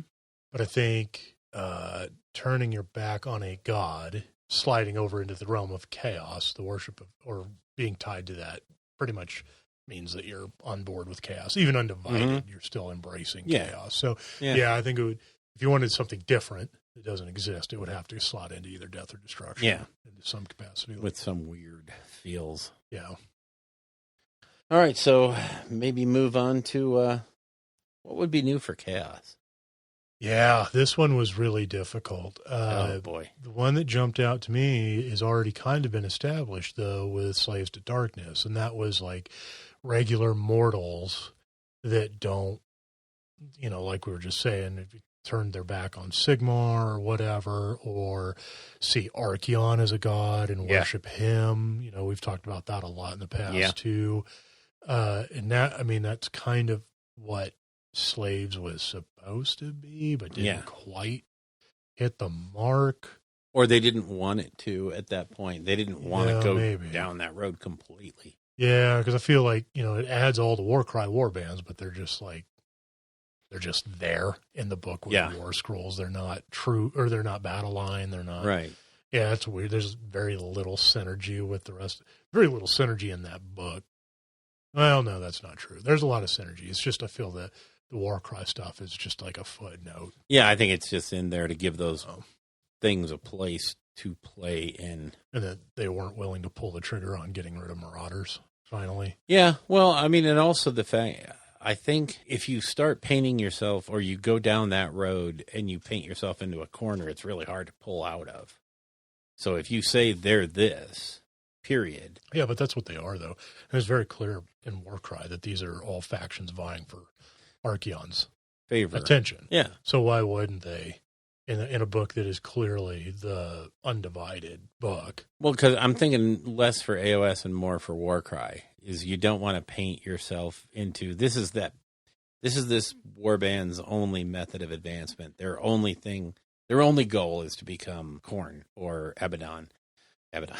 Wow. Wow. Too much 4K. Archeon. Too much Archeon. And I don't know if they feel like maybe it would paint them into a corner where they couldn't give them other motives at some point. I mean, that's a whole spin of Warcry, right? Yeah, it is. So, but, why not lean into that on the battle tome? I don't know. I guess, they leave your axed options half the order armies for cities. Why not cut one unit out? Yeah. One ancient unit that doesn't look good next to all these sweet Warcry models. Yeah. And let them be the new Marauders. Yeah. I feel like that was a missed opportunity there. My problem with looking at a Chaos faction, everything that I think of that could be a new Chaos faction could also be a new Order faction. Oh, really? So think about it. Let's go with maybe Techno Mages. Okay. Mages with a more technological, think Karajan Overlords, except without the capitalistic. These guys are just in it for let's make new tech. So like works. A merging of the Collegiate Arcana and Karajan Overlords. And steampunk, know. And that could either be Chaos, they could embrace Chaos, or they could embrace Sigmar. It's whoever gives the best workshop. Yeah. Either way, I think it could go down. And it was just like everything I thought of for Chaos, I thought immediately could just flip over, and that could be an Order faction too. So it was hard to find, some of the people in the Twitterverse mentioned like spell hunters, a faction of people that go out and hunt endless spells to gain the power. Okay. Yeah, that could be Order. Could be Chaos. Well, Could be yeah, Death. because, the Chaos went around to try to enslave God Beasts, so why not try to harness the power of endless spells? Yeah. Grab all that power. So, I'm beginning to realize that the line between Order and Chaos is very, very gray and mostly erased. Yeah. That's a fine one indeed. It is, and I think it's really kind of an interesting paradigm, if you will, that how much would it take for... Now, Daughter of Cain are not going to go and swing over to Chaos, but honestly, if you were taking a really hard look at who's Order and who's Chaos, I'm not sure they're in the right camp. Yeah. But we know why story-wise, so that's not really a thing. But, man, so many factions out there. I personally love the idea of either techno-mages or mages for the sake of magic. They don't worship any god. They don't care about Sigmar or any of the four biggies. And they don't give a crap. They're here for the magic only. And they could really slot into anything. Yeah. So, well, I would say Death the least, because Nagash is pretty adamant about worship. Yeah. And he's real bad with the magic stuff. Yeah. He's very possessive. He's got bad PR. Well, yeah. For me, like I said, with the slaves to darkness thing and just anti-Sigmar, people for Chaos. I'm trying to think of really anything else for Chaos that, I don't know. I thought Chaos was the hardest. It really is. Think of something. Because there's so much of it is covered. Mm-hmm. And, you've only got 4 gods. Yeah. And they've pretty much carved out what they want. To shoehorn something else into that is going to be tough. Now, somebody was talking, I think it was Ryan that was talking about Malice, the 40K god. The 5th Chaos god. Yeah, have something like that make an appearance in Sigmar. And, be that 5th Chaos god that doesn't, maybe the god that sees how dangerous Archeon is and how the 4 Chaos gods are actually working for him now. And sees it as, you guys are messing this up, and I'm going to be around to pick up the pieces when it all comes tumbling down. Yeah. So, and they could be guys dedicated to him. Or, I don't know what form it would take. Maybe mages, maybe cows. Oh, no, cows are taken. Yeah, well, and see, that's another thing, right, is like it's hard to think of something that doesn't already slot in with one of the 4 gods. Yeah. Or you're like, oh, okay, well, some kind of mutant. Well, there's Beasts of Chaos. Mm-hmm. It's kind of all mutants. And then there's Skaven. Yeah. If you want any kind of like technological weird thing. Yeah. See, Chaos pretty well. They got their bases covered. Yeah. So that's a tough one. Yeah. So that leaves us with Order. If we could have these knights that had like golden armor or something like that were really noble but flawed, maybe somehow. Infused with the power of a god. Okay, let's stop being cynical.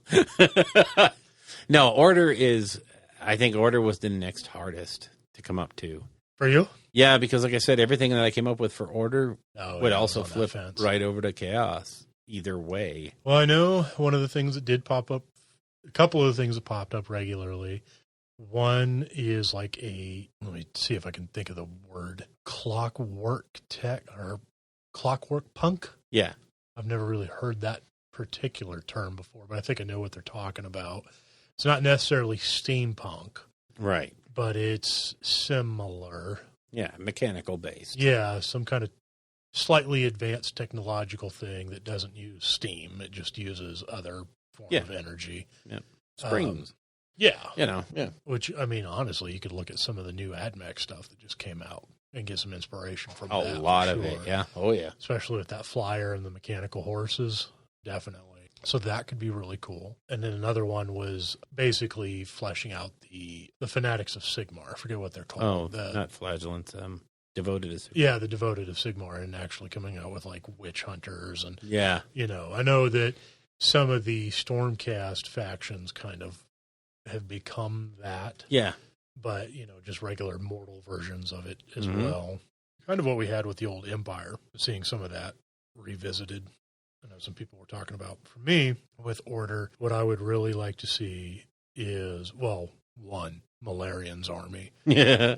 or Teclis. Yeah. I'm sorry, not Teclis. I was going to say, didn't we just... Tyrion's army. Tyrion, yeah. And I feel like that's what the Lumineth will be, Mm-hmm. is Teclis and Tyrion's, even though it's Teclis's. It's kind of a mashup. Teclis had Deepkin, and Teclis had, Yeah. it's just Tyrion's just going to be a footnote in Mhm. that army, which is really unfortunate because I was hoping for like celestial, Yeah. light paladin style night elves and not dudes with 15-foot tall hats. Yeah, big hats. And Yeah, trained cows. like they told Chaos Dwarves, hold my beer. I Whatever, I can't take it seriously.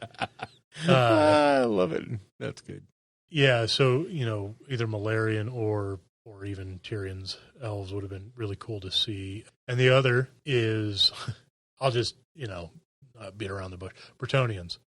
See, now you stole mine. Oh, this is I thought you were hinting at this at the beginning when you Well- were being cynical towards Stormcast, and you were like, "Knights on." No, I was kind of actually semi-serious. With all these new city-states, springing up, there would be a noble class that starts to erupt, and you would see mounted knights, Oh, and yeah. heavy cavalry type knights that aren't necessarily all Sigmar all the time, but they're more all Phoenicium all the time, or all Hammerhall all the time. More real knightly orders. Yeah. The moving forward of that would be certain groups of knights would get together and say, well, it's not all about Phoenicium, or it's not all about Hammerhall. It's about the order. So let's start the Order of the Rose, or the Order of the this, or the, any one of the old, the Templars, the Well, Hospitallers. here's the thing, right?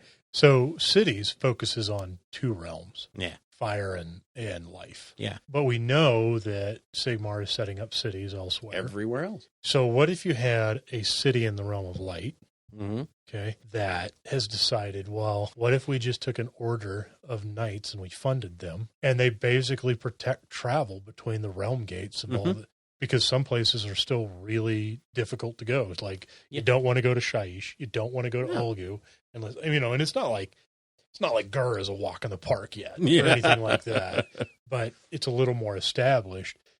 So yeah. I Yeah. mean, it would be kind of like a Knights Templar Yeah. inspired faction Yep. that brings, because I swear to God, every time I see nicely painted knights Yeah. online, they don't even have to be old GW models. My heart breaks for Bretonnians. But I see, miss them so a much. faction like that could do two things. Not only does it give you a mounted knight sort of army to play with, but all those people that have the Bretonnians could actually start dusting them off and go, look, I can use them again. Well, you know. maybe, I don't, I mean, I know they can do a lot more nowadays yeah. with what they have. Just look but- at the realm lords, the ones that do Yeah. that, Yeah. the spearmen and the cav. Yep. It's like, yeah, I guess technically you could use old high elf spearmen and cavalry, but Yeah. would you want to? Would you really want to when the new ones are on the table? Yeah. Yeah. No. So, I mean, there's all kinds of, there's strange things you can do. And this is also where it gets difficult because you can't say no to anything because look at what we have. Who Yeah. saw the Caradron Overlords coming before Oh, they came? yeah. I didn't have Deepkin. Yeah. We're going to take an entirely aquatic army and then write a narrative that they can actually bring sea creatures onto the land, and it makes sense. Yeah. And it works. What? 'Cause these but are it the looks cool on mortal the table, realms. man. Yeah. Yeah. 'Cause that's how the mortal realms work, baby. Yeah. Anything So- you want. So, and that's where it gets really weird is they have everywhere to go. They don't have to, there's no limits. And one thing I will say about the Lumineth Realm Lords, it truly shows that there are no limits to what they'll do. Yeah. They will reimagine anything. And, say what you want about the models. The imagining of a whole new sort of thing with a little throwback to the old, Mm-hmm. that's pretty freaking heavy duty. And, if you think about it, these are an old world god creating something new in a new environment. Yeah, there's going to be some throwbacks to what he'd seen before. but they're also going to have to operate in this new Mortal Realm environment. So you can see where the changes took place. I don't like the aesthetic, but I can see how it is a freaking home run in terms of design and just enough throwback, but completely exists on its own. Yeah. No one is going to look at that army and go, oh, yeah, those are the old High Elves. It's just not happening. Yeah. Yeah. And, you could definitely even do them with, because Bretonnians, old school Bretonnians worship the Lady of the Lake. Mm-hmm. And it turned out the Lady of the Lake was a high elf. Yeah. Or was an elven goddess. Yeah. You could even keep that going with Tyrion presenting himself in a way to some humans who perceive him as not Tyrion, but something else that guides them. Well, I'm serious, working hand in hand with Sigmar or whatever. What's so funny? Some farcical aquatic tart handing out swords is not a basis for a form of government. I'm sorry, it just snuck out. Yeah. And I completely messed up that line, but that's all right. The thought was there. I mean, yeah, there's a lot of cool stuff that would definitely pay homage to Bretonnians. Yep. And keep some of that, kind of like you see with the Realm Lords have inspiration from High Elves, how Bone Reapers have inspiration from Tomb Kings. Right. I know a lot of people don't want to believe that or don't agree with it or feel like they still lost their army. And I can empathize with that because the Bretonnian in me feels the same way. Yeah, and the Tomb King should feel the same way because he's been replaced. Yeah. But there's nothing that would stop them from being able to come up with AoS-ified Bretonnian army that still has those little hints or whatever. I think that's what I'd be most on board for. Yeah, and the way I see them doing things, I have to believe it's not that far off before we see the Bretonnian. I mean, I know they make the joke about, you want Bretonnians? Buy the flesh eater cords. I know they make those jokes, but it's also in the back of their minds. Well, sure, because, again, you have the entire Flesh Eater courts. Yeah. There's also the Order of the Fly, which is a Nurgle group that are basically hardcore Bretonnians that turn to Nurgle. Yeah. But they still have all the same mentality and all that. Yeah, so they're kind of embracing that idea. And I bet you anything that we will see, and we're getting way off the 4 different factions, but, I mean, we're going to have to see another Chamber of Stormcast come out soon. Yeah. There has to be another Stormcast book. They are lagging way behind. Yeah. Honestly, after that, the sky's the limit. And, any of these ideas that we're throwing around and any of these amazing ideas on Twitter, and if you really want to see some amazing creative stuff, jump on that Twitter, that feed, that thread, because there's some people with amazing ideas. Blip. I mean, everybody. I don't want to just single out one or two. Yeah. So many. Yeah, I didn't want anybody to feel like they were being left out or, we thought they had a bad idea or anything like that. They're all great. Yeah. And a lot of them are, ideas that I thought of as well. That makes me wonder, are they as twisted as me or right? Is it that obvious? Like that that alliance cries out for something like that? Something like that. Again, like the Cult of Nagash or whatever you want to call it, a living faction that worships Nagash and vampires. Those were like the 2 consistent ones that popped out of all of it. Yeah. So I saw some interesting ones in there about, Be'lakor and basically Chaos Undivided Demons, just flat out demon. Basically taking the Wrath of the Everchosen. Yeah. Chaos Ascendant. Yeah. And making that a book. Yeah. Or some version of a faction where it's just, none of this Archeon stuff. We are just demons for the sake of being demons, and we're here to be demonic. Period. I'm not here to, advance chaos against order. I'm just basically here to be a demon. Yeah. And mess you up. There was a push for Chaos Dwarves, too. A lot of Chaos Dwarf. Well, and what's funny is, even in the order, there was a lot of push for dwarves. Oh, yeah, dispossessed. An actual dwarven. Yeah. Hey, we're the guys that aren't Fire Slayers or KO. We're just real dwarves. Yeah. And we stick to our word, and we do what dwarves do. Yeah. Or dwarven do. So. You could say, they have them in cities, but I feel like some armies really kind of got mitigated. Minimized, Yeah, Dwarden, some of the elves. Yeah. Stuff like that. Yep. So. And I understand, there's that whole thing of It's real hard to copyright and protect dwarf. So we're Dwarden now. And even that becomes a gray area. But, I'd still like to see some of the older. I would like to see noble dwarves, order dwarves. Yeah. And then at the same time, if you're going to have noble dwarves, let's have some chaos dwarves. Because, good has to have a bad. Point has to have a counterpoint. Yeah, as much as I like Fire Slayers, I love KO, but I would, even more so, I would love to see Dwarden of old. The guys are like, I give you my word, I'll back it up no matter what. Yeah. Not try to weasel my way out of a contract or, they got half an ounce more Urgold than you did. Now I'm going to kill your whole family. Whee! Yeah, exactly. Like, okay. So, I mean, I would like to see a throwback to those old established. Yeah. Maybe it's a little too normal for the Mortal Realms, but it would also be kind of refreshing. Yeah. So, I don't know. Maybe we're just crazy. Yeah. Maybe we're just neckbeards. Could be. Well, I think, when you look at the different factions and you look at some things are very the way they used to be. Seraphon are still lizard men. Yeah. And, Chaos is Chaos is still chaos. Nagash is still an a-hole. Huge way. Yeah. But then you look at things like Osiarch Bone Reapers, you look at things like Adneth Deepkin, Caradron Overlords, and they are and Lumineth Realm Lords, the elephant in the room.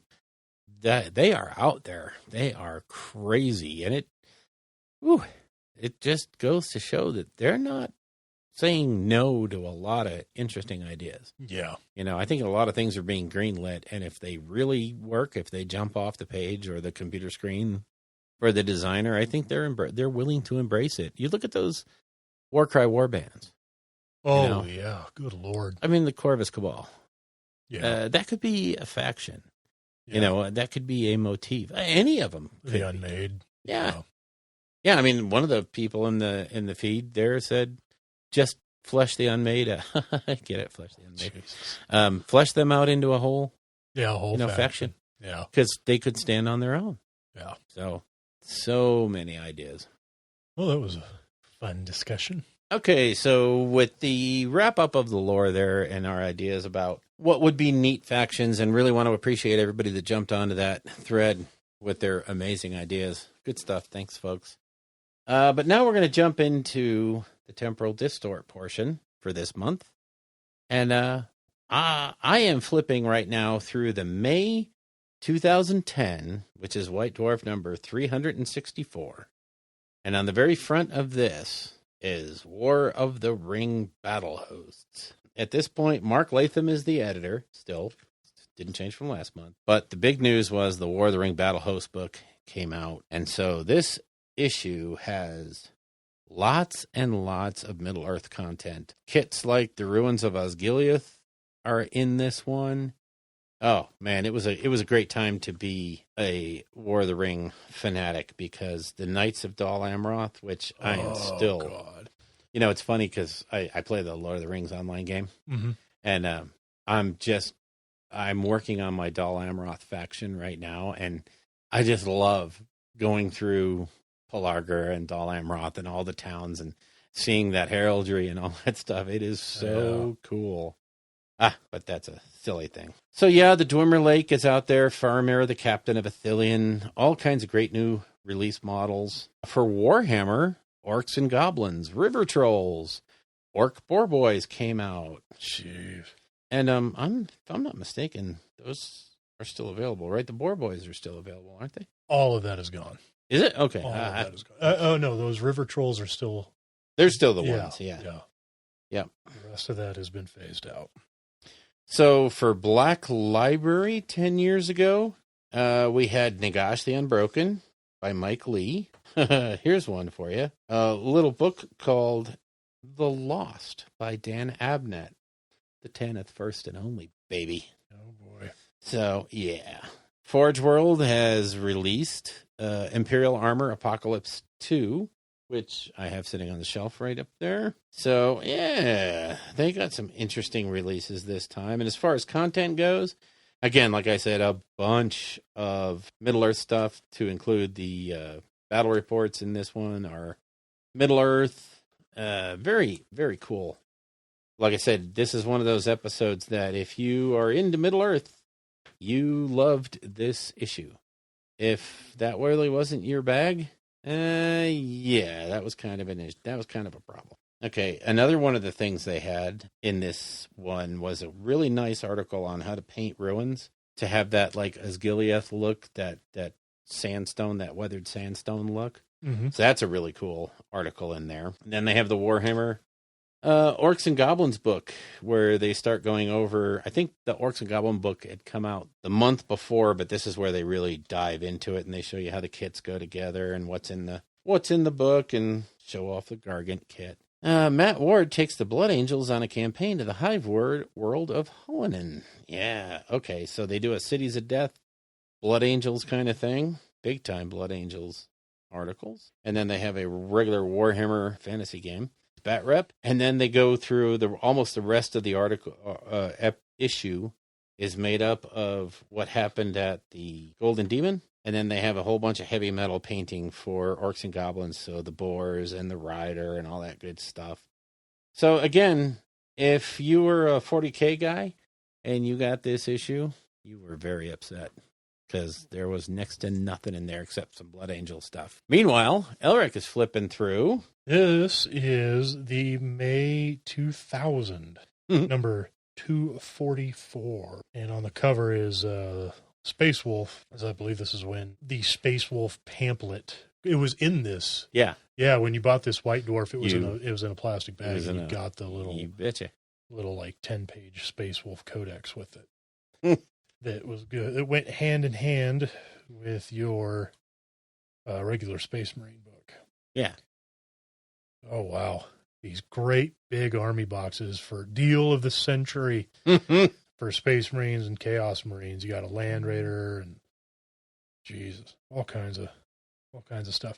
Now, in this one, it talks about Space Wolves. There's a bunch of Space Wolf stuff, and one of the cool things here is that this was when they started releasing upgrade sprues with chapter upgrade sprues. Oh, yes. So you could take your regular Space Marines or your regular Scouts and stuff and give them like Space Wolf heads, shoulder pads, little wolf talismans and stuff like that. It was really, really cool to be able to do that with your regular Marines. Yeah. Then, because this is, I think, 3 months now after War Master dropped, we have a huge thing in here about dwarves getting a War Master army, Empire getting a War Master army, but there is tons of stuff in here about creating terrain for War Master. You know, and this is back when they used to show you how to make it from scratch. Yep. Foam cut hills and using plasticard to make buildings. Yep. And man, just some of these tables, they look so cool. And it's basically like watching somebody play Napoleonics, but, you know, it's elves and dragons and exactly. stuff like that, which is so cool. Man, I miss War Master. It looks so cool on the table. Them were the days. And then for Warhammer, the old Warhammer fantasy battles, there's a big old article in here called Civil War. And this, what? Dun, dun, dun, dun. Oh, yeah. Dun, dun. Yeah. This was a big article on how to come up with narrative reasons why the same army would fight itself. Oh, okay, yeah. So. Yeah, because it'd be real tough to be Bretonnian on Bretonnian. Yeah, but, you know, let's see. Bretonnians, why would good old Bretonnians fight? Even the land of chivalry and honor has seen its fair share of civil conflict. Apart from the occasional commoner uprising, the most noteworthy incident of a nation divided, and one which was so potently destructive for Bretonnian culture, was the affair of the False Grail. In 2297, Maldred, Duke of Muzalan, and his sorceress consort Malfleur attempted to take the throne of Bretonnia for themselves. Following the untimely death of King Jules the Just, the country was thrown into turmoil. Amidst the confusion, Malfleur had the Fey Enchantress captured, while Maldred paraded a burial mound goblet before the Knights of Bretonnia, as though it were the Grail itself. When, at last, the Enchantress was freed from the dolorous Donjon of Dole by the gallant Gaston de Guest... Are these all written by Marvel, huh? Yeah, Bruce pretty Banner much. and Peter Parker. And You betcha. the Duke of Muzelon and his lady were declaimed as traitors and their domain besieged by the true Knights of Bretonnia. Dun, dun, dun. So, yeah, there's a lot of cool stuff like that in here. Bunch of rules for Skaven Nice. that's revolved around Warpstone and kind of them taking a page out of the 40K Orc rule book and being able to scavenge other people's stuff like steam tanks and whatnot. Then, shout out Games Day 2000. Wow. Back in the days. Games Day. Wow, yeah, talking about different games on different tables. Oh, I know. Mega battles and, oh, wow. I think somewhere they said there's going to be room for like 50 people. Whoa, 50 people. Yeah. If that editor could come to LVO right, and see 800 people playing just 40K, Yeah. I wonder what he would think. Got and then a town crier. Yeah, Nicodemus rules in Mordheim. Gotta love that, man. Yes. All kinds of cool little bit of Mordheim in here. Yep. And then towards the back, you have your standard community bits or models and stuff or Readers' models, yeah. Yeah. Then we get a battle report between the Empire and those pesky Beastmens. Oh. And then, in the back we have Empire for War Master. Oh, look at all that, man. So much cool. Is that the issue, I think at the very last page, is that the one where they announced the Skulls program? This is... Or did they already have Skulls on there? I think they already had Skulls. But... Yeah, there it is, the back page. Oh, yeah. Presents so, Skulls. Games Workshop Mail Order presents Skulls. Mail Order Customer Rewards. Yes. Wow, look at that Baneblade. Look at that old Baneblade. And you could win. You could get that for a certain number of skulls. 300 skulls. Yeah. And they were giving you, one skull per $10 or something? Let's see. Skulls is the great new offer for all North American mail order customers. You gather the Skulls tokens on the special Skulls collector's card and use them to claim free gifts and special orders. You'll get one token for every $15 US or 20 Canadian that you spend with Games Workshop mail order. Spend 15, get a token. Spend 30, get 2 tokens. Spend 45. Well, you get the idea. Once you've reached 10 skulls, you're ready to claim your first free gift from the aptly named 10 Skulls category. Or you can shoot for a higher Skulls category and get even better prizes. Once you've redeemed your tokens, you start back at 0, so choose wisely. You can gather enough skulls to choose from some really spectacular prizes at the higher Skulls level. Check out the list of great stuff over these 2 pages to see what you can get. So you said the Baneblade was 160? 300 skulls. Oh, 300 skulls for the Baneblade. Oh, Yeah. I'm way off. So that's 300 times 15. So after you've spent $4,500, you get a Baneblade. And you get a Baneblade. Wow. Which sounds ridiculous, but it's a free Baneblade for That's buying right. models you're already going to buy. So it was a good deal. I got a banner, and I think I got a backpack. There was some non-model rewards, too. There was just some... there's keychains, there's mugs, Yeah. there's a wallet, there's codec, your choice of any 40K codec. Yes. Administratum pin, paint sets, Mm-hmm. a year subscription to White Dwarf. Yeah. Back when they had the Space Wolf, the Forge World Space Wolf Terminator Captain bust, they had an Orc Warlord bust. Yeah. Yep. You could even get the old Fortress set. Yes, that was one of the... So, Yep, that was a neat little program. Oh, here you go. Previously unreleased Adeptus Mechanicus miniature set with Forge World resin cast symbol. I bet if you had this set, oh my God, you imagine what that goes for on eBay? I wouldn't even hazard a guess right now. Some of those models still hold up. Yep. By the way. Yep. Oh, wow. Yep. And then on the back, the very back cover, where they would hint at kind of what was coming the next month, Warhammer Siege. Dun, dun, dun. Look at those Giants of Albion on there. Oh, boy. Oh, is good that times, huh? That is a Empire character on a Pegasus when you could still do that. Oh, wow. Egads. You know, it's interesting. I kind of forgot to go over that with this White Dwarf from 10 years ago. You know, it's going to be fun next month when we cover Temporal Distortion. What's that? The thing that came out was Spearhead. Oh, wow. Yes, one of the most divisive things that ever came out of Games Workshop. Yep. They're just doing that to make me buy tanks. It's a money grab. Yep. And now you can play full tank armies and 40K like it's nothing. Yeah, like it's just a thing. You know, whatever. So, yeah, that's... Wow. Yeah, so that's a look back to 10 and 20 years ago. That's a... If only we could do 30 years ago. Yeah. We're getting to that Well, point okay, soon. let's see. Because if the 10 years ago is edition, what did you say? 364, 244. Yeah. So what, 124-ish? Yeah.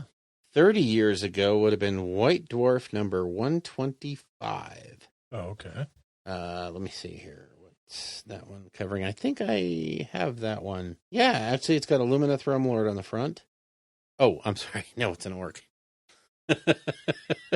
Oh, wow. Yeah, I don't remember that one.